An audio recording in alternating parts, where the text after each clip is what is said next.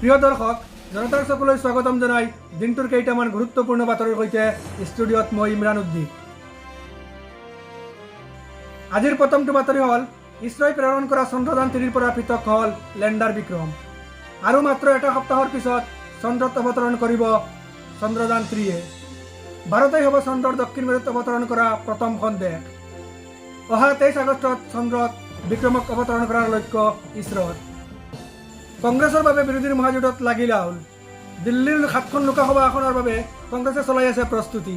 এনেকুৱা হ'লে মুম্বাইত হ'ব লগা ইণ্ডিয়া গোটৰ বৈঠকত অংশ নলয় আম আদমি পাৰ্টিয়ে।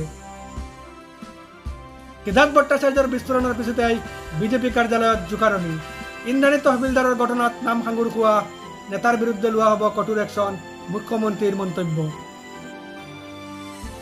বাংলাদেশৰ জনপ্ৰিয় কণ্ঠশিল্পী মমতা যেতিয়া মহাবিপদত, ভাৰতৰ আদালতে জাৰি কৰিলে তেওঁক গ্ৰেপ্তাৰী পৰোৱানা।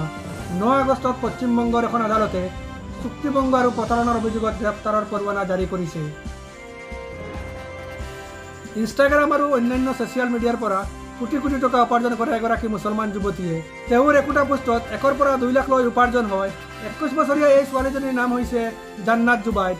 তাইৰ বৰ্তমান প্ৰায় 35 কোটি টকাৰ মালিক।